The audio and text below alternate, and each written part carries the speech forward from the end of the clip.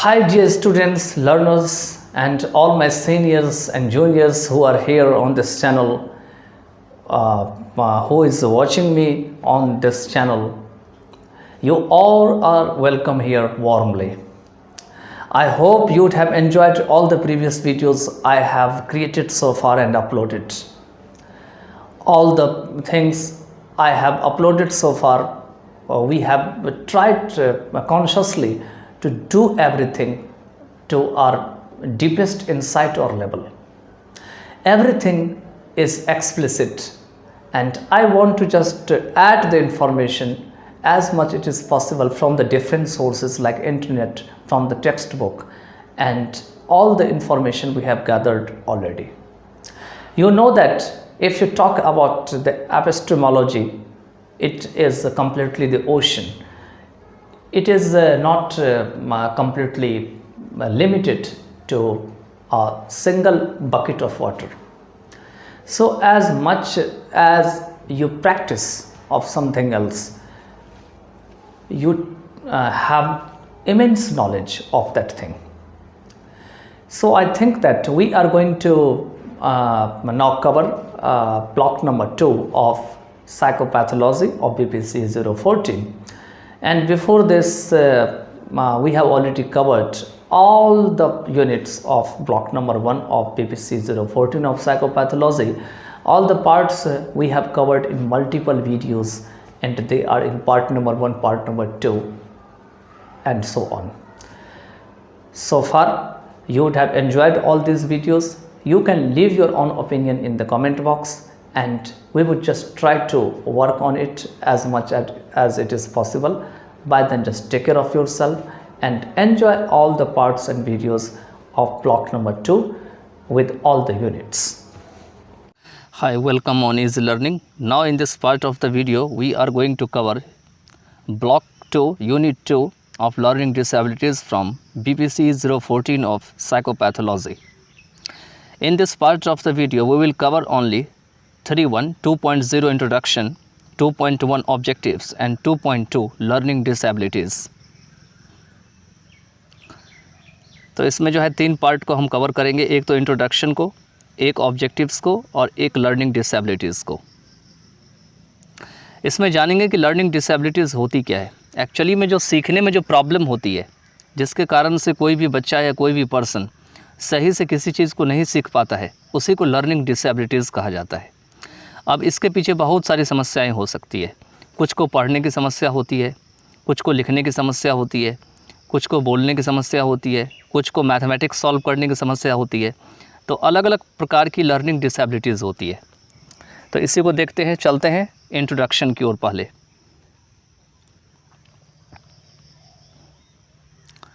ये आगे 2.0 में इंट्रोडक्शन की ओर,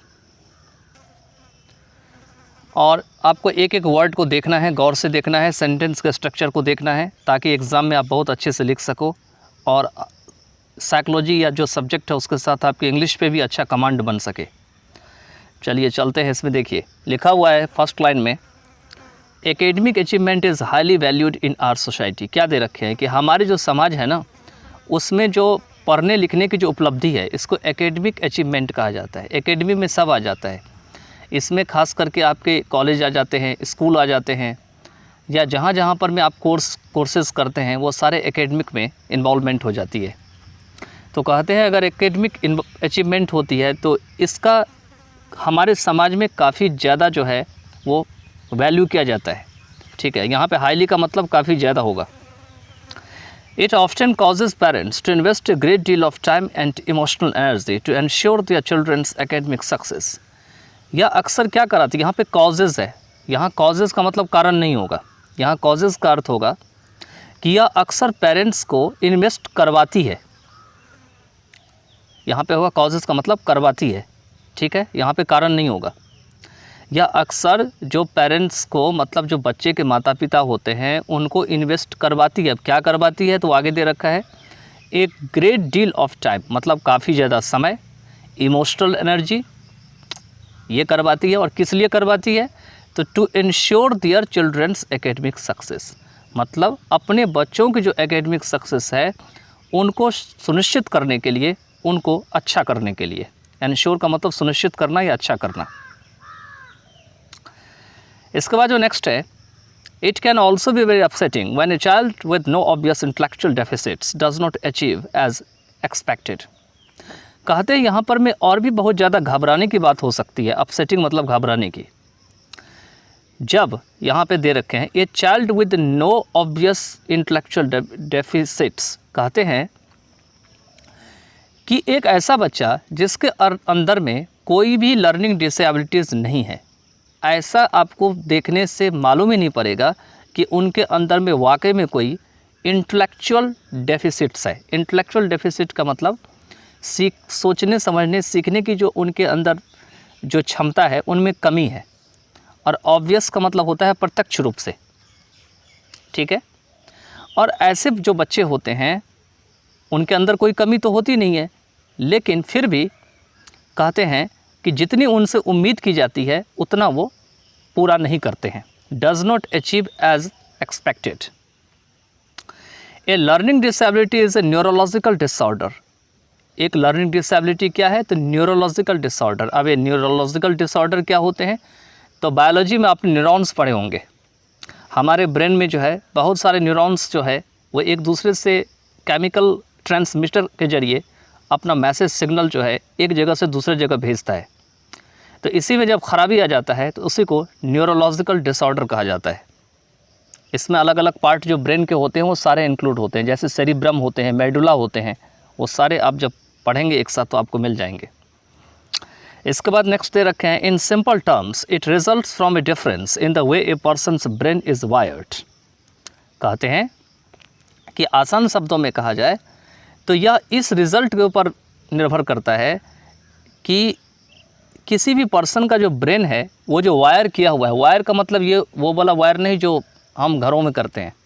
एक्चुअली में न्यूरॉन्स का जो वायर है हमारे ब्रेन में भी एक वायरिंग है, ठीक है। तो वो किस पर्सन के अंदर किस टाइप से वायर किया हुआ है ये उसके ऊपर निर्भर करता है। अगर किसी का वायरिंग अच्छा है तो रिज़ल्ट अच्छा देगा, किसी का वायरिंग ख़राब है तो क्या करेगा? वो रिज़ल्ट ख़राब देगा। तो इसलिए यहाँ पे दे रखा है, it results from A difference in the way A persons brain is wired. People with learning disabilities are as smart as or smarter than their peers, but they have difficulty reading, writing, spelling, reasoning, recalling, and or organizing information if left to figure things out by themselves or if taught in conventional ways. दे रखे हैं यहाँ पर में कि ऐसे लोग जिसमें learning disabilities होते हैं are as smart as other or smarter than their peers. वो क्या होते हैं? आपके अपने जो उनके साथीगण होते हैं, पीयर्स का मतलब साथ में जो पढ़ने वाले होते हैं, उठने बैठने वाले होते हैं, उसको पीयर्स कहा जाता है। तो उनसे या तो ज़्यादा स्मार्टर होते हैं, यहाँ पे डिग्री का यूज़ किया गया है, और या तो उतना ही स्मार्ट होते हैं जितना कि उनके पीयर्स होते हैं। But they have difficulty reading, writing, spelling. Smarter तो होते हैं या उनसे ज़्यादा होते हैं, लेकिन उन्हें पढ़ने में, लिखने में, स्पेलिंग करने में, रीजनिंग में, उसके बाद इन्फॉर्मेशन को ऑर्गेनाइज करने में या उनको याद करने में उनको कठिनाई होती है। It left to figure things out by themselves. और वो अपने आप को जितनी भी चीज़ें हैं उनको वो खोज नहीं पाते हैं, फिगर आउट नहीं कर पाते हैं।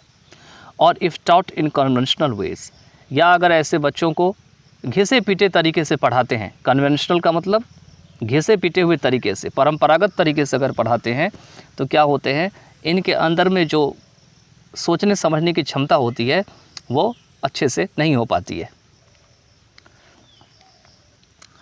आगे इसमें दे रखे हैं कि this unit will focus on building and in depth. यहाँ पर में जो है आपको मिसप्रिंट हो गया है, ध्यान दीजिएगा। यहाँ पे एन नहीं होगा, यहाँ पे केवल इन डेप्थ होगा। यहाँ पे बुक वाले ने मिस्टेक कर रखा है, ठीक है। यहाँ पे केवल इतना होगा, this unit will focus on building in depth understanding of learning disabilities. कहते हैं इस यूनिट में जो है क्या होंगे कि लर्निंग डिसेबिलिटीज़ की जो समझ है उसको हम गहराई से जो है वो कैसे बनता है, कैसे डिसेबिलिटीज़ तैयार होती है, उनके ऊपर फोकस करेंगे। We will describe the different types of learning disabilities classified in DSM-4 TR। कहते हैं हम अलग प्रकार की जो लर्निंग डिसेबिलिटीज़ है जो DSM-4TR में वर्गीकृत किया गया है या क्लासिफाई किया गया है उसके बारे में हम वर्णन करेंगे। DSM-4TR के बारे में मैंने लास्ट चैप्टर में बहुत अच्छे से बता रखा है। अगर आपने उस वीडियो को नहीं देखा है तो जाके आप देख सकते हैं कि DSM-4TR क्या होते हैं। The causes and the different types of problems and issues associated with learning disabilities would be discussed। कहते हैं वो सारे कारण और प्रॉब्लम की जो अलग अलग प्रकार है और जो इश्यूज़ हैं जो लर्निंग डिसेबिलिटी से जुड़े होते हैं, एसोसिएट मतलब जुड़ा होना, इनकी चर्चा किए जाएंगे, would be discussed. We will also focus on diagnosis and intervention for learning disabilities. कहते हैं कि लर्निंग डिसेबिलिटीज़ के क्या लक्षण है। डायग्नोसिस का मतलब होता है कि किसी चीज़ को देख करके उसका क्या इलाज होना चाहिए उसका पता करना, उसको डायग्नोसिस कहा जाता है। और इंटरवेंशन का मतलब होता है कि किसी चीज़ में जा करके उसमें हस्तक्षेप करना, देखना कि आखिर में वाकई में प्रॉब्लम है क्या। ठीक है, चलिए तो एक ख़त्म हो गया आपका इंट्रोडक्शन। अब चलते हैं सेकंड में, ऑब्जेक्टिव्स पे।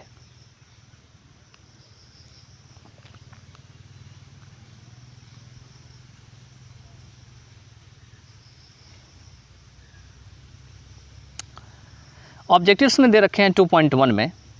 ऑब्जेक्टिव्स तो जानते ही क्या होते हैं, उद्देश्य होते हैं। तो इस चैप्टर को पढ़ने के बाद आप क्या समझ पाएंगे उसके बारे में दे रखे हैं। After reading this unit you will be able to, इस यूनिट को रीड करने के बाद आप किस चीज़ के लायक हो जाएंगे। तो सबसे पहले तो आप define learning disabilities, learning disabilities को परिभाषित करने के लायक हो जाएंगे। Describe the characteristic of learning disabilities, learning disabilities की क्या खासियत है, कैरेक्टरिस्टिक्स है, उसको आप वर्णन कर पाएंगे। Explain the causes and types of learning disabilities, learning disabilities के कितने प्रकार हैं और क्या क्या कारण होते हैं उनको आप व्याख्या कर पाएंगे। उसके बाद है आगे जा कर के आपके analyse the various problems and issues related to learning disabilities. कहते हैं कि जो भी लर्निंग डिसेबिलिटीज़ से संबंधित जो बातें हैं, इश्यूज़ हैं या समस्याएं हैं अलग अलग प्रकार की, उनका विश्लेषण कर पाएंगे। एनालाइज का मतलब विश्लेषण करना, किसी चीज़ को तोड़ तोड़ के बताना। ठीक है। And explain the process of diagnosis and intervention in learning disabilities, और लर्निंग डिसेबिलिटीज़ में डायग्नोसिस और जो इंटरवेंशन के जो कार्य हैं, प्रोसेस हैं, उनको आप व्याख्या कर पाएंगे या एक्सप्लेन कर पाएंगे। चलिए अब चलते हैं लर्निंग डिसेबिलिटीज़ की ओर। आखिर में लर्निंग डिसेबिलिटीज़ क्या होती है 2.2 में, जो कि इस वीडियो का लास्ट पार्ट होगा आपका।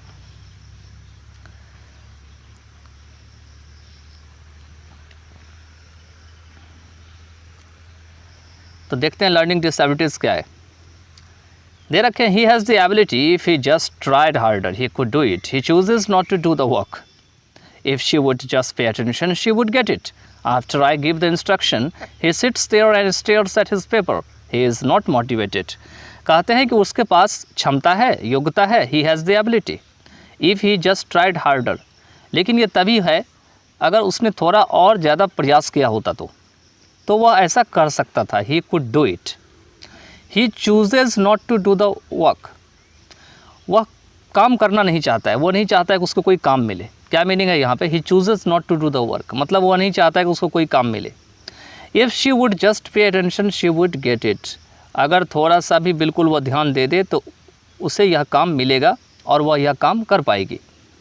After I give the instruction, मतलब मेरे प्रशिक्षण देने के बाद, after I give the instruction he sits there and stares at his paper, वह वहाँ बैठ जाता है और अपने पेपर की ओर एकदम टकटकी लगा के देखता है। स्टेयर का मतलब टकटकी लगा के देखना।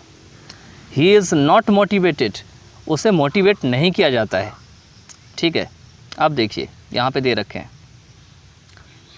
Children with a learning disability can not try harder, पे क्लोज अटेंशन और इम्प्रूव मोटिवेशन। कहते हैं ऊपर जितने भी चीज़ें 4 लाइन में बताई गई है वो तो हम किसी बच्चे के ऊपर नॉर्मल अप्लाई कर देते हैं, लेकिन कहते हैं कि ऐसे बच्चे जिसमें लर्निंग डिसेबिलिटीज़ है, इसलिए दे रखे हैं चिल्ड्रन विद लर्निंग डिसेबिलिटीज़, वो हार्डर नहीं कोशिश कर सकता है, बहुत गौर से ध्यान नहीं दे सकता, पे क्लोजर अटेंशन और improve motivation on their on, या अपने आप में मोटिवेशन को वो सुधार नहीं कर सकता। They need help to learn how to do this those things, उन्हें उन सभी मदद की ज़रूरत होती है जो उन कार्यों को वो कर सके। Learning disabilities signify इनएडिक्वेट development in a specific area of academic language, speech और मोटर स्किल्स। कहते हैं कि लर्निंग डिसेबिलिटीज़ जो है वो एकेडमिक, लैंग्वेज, स्पीच और मोटर स्किल के जो खास एरिया है उनमें जो अपर्याप्त विकास है, इनएडिक्वेट मतलब अपर्याप्त, जो पर्याप्त ना हो, उनके बारे में बताती है, सिग्निफाई करती है। ठीक है, this disorders affect learning in individuals, ये जो डिसऑर्डर्स हैं ये व्यक्तियों में जो लर्निंग को जो प्रभावित करते हैं उनके बारे में बताते हैं। Who otherwise demonstrate at least average abilities, जो कि अन्यथा क्या होते हैं कि एवरेज एबिलिटीज़ को दिखाते हैं, डेमोन्स्ट्रेट मतलब दिखाना। एसेंशियल फॉर थिंकिंग एंड और रीजनिंग, जो कि सोचने में और तर्क करने में जो है आवश्यक होते हैं। एसेंशियल मतलब आवश्यक होना। आगे दे रखे हैं इसमें, a learning disability is a type of neurological disorder, मैंने न्यूरोलॉजिकल डिसऑर्डर को बता रखा है पहले, that affects the brain's ability to receive, process, store and respond to information. कहते हैं लर्निंग डिसेबिलिटी एक ऐसी प्रकार की न्यूरोलॉजिकल डिसऑर्डर होती है जो व्यक्ति के जो ब्रेन की जो एबिलिटी होती है इन्फॉर्मेशन को रिसीव करने की, उसको प्रोसेस करने की, उसको स्टोर करने की और फिर से इन्फॉर्मेशन को वापस भेजने की, ठीक है, उसको प्रभावित करती है। अफेक्ट मतलब प्रभावित करना। ध्यान रखना कि EFFECT और AFFECT में फ़र्क होता है। EFFECT जो होता है वो कभी भी वर्ब नहीं बनता है और AFFECT जो है वर्ब बनता है, इसलिए इसमें S लगा हुआ है। ठीक है, learning disabilities can affect child's ability in the areas of listening, speaking, reading, writing and mathematics. कहते हैं यहाँ पर में लर्निंग डिसेबिलिटीज़ जो होते हैं वो चाइल्ड की एबिलिटीज़, खास करके जो लिसनिंग, स्पीकिंग, रीडिंग, राइटिंग और मैथमेटिक्स में जो योग्यता होती है, एबिलिटी होती है, उनको प्रभावित कर सकती है। मैंने शुरू में बता दिया, जब चैप्टर शुरू किया था उसी समय मैंने इस बात को बता दिया था, वही चीज़ यहाँ पे लिखी हुई है। ठीक है, चलिए आगे चलते हैं। आगे इसने एक फ़िगर उठाया है आमिर खान की, एक बच्चे के साथ एक फ़िगर है। ये एक मूवी ली गई है आपको तारे ज़मीं पर, और इसमें जो है लिखा भी है नीचे, dealt with issue of learning disabilities. इसमें लर्निंग डिसेबिलिटीज़ के इशू है उसके बारे में जो है डील किया गया है, उसके बारे में उसको बताया गया है। तो चलिए आगे चलते हैं। Children with learning disabilities are usually of average और अबव एवरेज इंटेलिजेंस। कहते हैं कि ऐसे बच्चे जिसमें लर्निंग डिसेबिलिटी, यहाँ पे विद का मतलब ध्यान दीजिएगा कि प्रीपोजिशन जो लगा रखा है इसका मतलब है चिल्ड्रन विद लर्निंग डिसेबिलिटीज़, मतलब ऐसे बच्चे जिसके अंदर लर्निंग डिसेबिलिटीज़ होती है। इसका पूरा मतलब ये हुआ वो साधारणतया, यूजुअली मतलब प्रायः या साधारणतया, या तो एवरेज होते हैं इंटेलिजेंस में या इंटेलिजेंस से थोड़ा उनका एवरेज ऊपर होता है, but have difficulty acquiring the basic academic skills, लेकिन उन्हें जो बेसिक एकेडमिक स्किल्स है उनको हासिल करने में कठिनाई होती है। That are essential for success at school and work, जो कि स्कूल और वर्क में, यहाँ पर में एट लगा हुआ है ध्यान रखिएगा, तो यहाँ पे में होगा, उनको सक्सेस करने में जो है ज़रूरी होता है। And for coping with life in general, और साधारणतया ज़िंदगी में जो समस्याएं होती है उनसे निपटने के लिए, कोप का मतलब निपटना, कोई समस्या से निपटना, उनको एसेंशियल होती है, ज़रूरी होती है। These children show a distinct gap between the level of achievement that is expected and what is actually being achieved। और ये जितने भी बच्चे होते हैं वह एक बिल्कुल गैप दिखाते हैं उनकी जो अचीवमेंट की लेवल होती है उसके बीच में। मतलब ऐसा लगता है कि उनकी अचीवमेंट जो है वो सही तरीके से नहीं चल रही है, उसमें कुछ ना कुछ गैप चल रही है, जितनी उनसे उम्मीद की जाती है उतनी नहीं हो पा रही है। वही कह रहे हैं दैट इज़ एक्सपेक्टेड, कि आपने क्या उस बच्चे से उम्मीद किया था, and what is actually being achieved, और क्या बाकी में जो है वो अचीव की जा रही है बच्चे के द्वारा, क्या वो अचीव कर रहा है। व्हाट इज़ एक्चुअली, यहाँ पे व्हाट का मतलब क्या नहीं होगा, ठीक है, what is being actually being achieved. These disorders are not primarily due to hearing and or vision problems, mental retardation, autism, cultural or linguistic differences and lack of motivation or ineffective teaching। कहते ये जो disorders होते हैं वो मुख्यतया या primarily सुनने के कारण, विज़न प्रॉब्लम के कारण, मेंटल रिटार्डेशन के कारण, ऑटिज़म, कल्चरल और लिंग्विस्टिक डिफरेंसेस के कारण या मोटिवेशन या इनफेक्टिव टीचिंग के कारण नहीं होती है। ध्यान दीजिएगा, ये डिसऑर्डर, ये जितना भी चीज़ें दे रखे हैं इनके कारण नहीं होती है। अब हम इसमें कुछ वर्ड को आपको डिफ़ाइन कर देते हैं, हालांकि वर्ड्स तो आपको सारे मालूम होंगे। एक पहला तो है मेंटल रिटार्डेशन, जिसमें कि मानसिक खराबी होती है। ऑटिज़म का मतलब होता है जो बच्चा ऑटिस्टिक होते हैं वो अपने मन से कुछ ना कुछ कर बैठते हैं, जो भी हरकत है उनके दिमाग में जो आता है वो चालू कर देते हैं, उसको ऑटिज़म कहा जाता है। लिंग्विस्टिक डिफरेंसेस का मतलब है कि अलग अलग जगह पर में अलग अलग तरीके से हमारी बोलने के तरीके होते हैं, ठीक है। अगर हम भारत के किसी एक भाग में हैं और वहाँ से निकल के कहीं और भाग में जाएंगे तो आपको लिंग्विस्टिक डिफरेंस मिलेगा।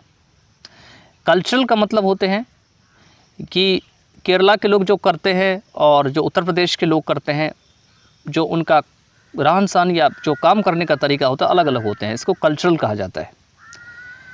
और मोटिवेशन तो यहाँ मालूम है। इनफेक्टिव टीचिंग का मतलब है कि टीचिंग सही तरीक़ा से नहीं किया जाता है, ठीक है, इनफेक्टिव।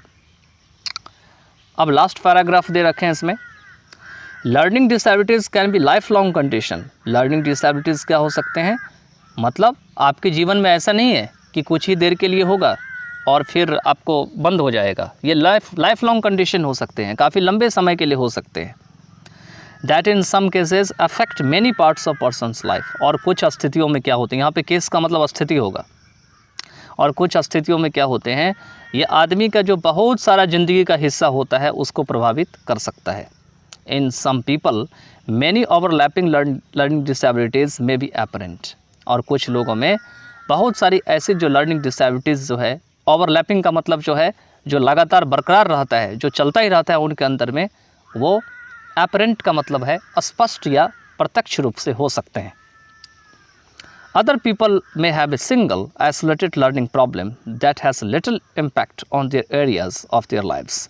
और दूसरे जो लोग होते हैं उनमें एक ही प्रकार की या अलग थलग प्रकार की लर्निंग प्रॉब्लम हो सकती है। आइसोलेटेड मतलब अलग प्रकार की, जिसका उनके या उनके अदर जो उनके जीवन में जो एरियाज़ हैं या उनके क्षेत्र हैं, काम करने के क्षेत्र हैं, उनके ऊपर नहीं के बराबर प्रभाव होते हैं। लिटल इम्पैक्ट का मतलब नहीं के बराबर, ये लिटल होता तो कुछ और लिटल है तो नहीं के बराबर। इम्पैक्ट का मतलब प्रभाव छोड़ते हैं, ठीक है। तो ये था आपका लर्निंग डिसेबिलिटीज़ क्या होते हैं। पहले मैंने इंट्रोडक्शन कराया, उसके बाद आपको मैंने कुछ इसके रीजंस बताए सेकंड में, और साथ ही साथ में आपको इसमें हमने लर्निंग डिसेबिलिटीज़ के बारे में बताया, ठीक है। तो ये आपको 3 पार्ट जो है आपको मैंने इसका कवर करवा दिया है, इसको आप कर लेना। और उसके बाद जो है अगर वीडियो अच्छा लगे तो इस वीडियो को शेयर ज़रूर करना अपने फ्रेंड्स में, ताकि वो सब भी जो है इसका फ़ायदा उठा सके। तो चलिए इसके साथ हम इसको यहीं ख़त्म करते हैं, और नेक्स्ट पार्ट ऑफ वीडियो में आगे जो हम करवाएंगे वो आपको हम करवाएंगे यहाँ से टाइप्स ऑफ लर्निंग डिसेबिलिटीज़, कि लर्निंग डिसेबिलिटीज़ के कितने प्रकार होते हैं 2.3 से।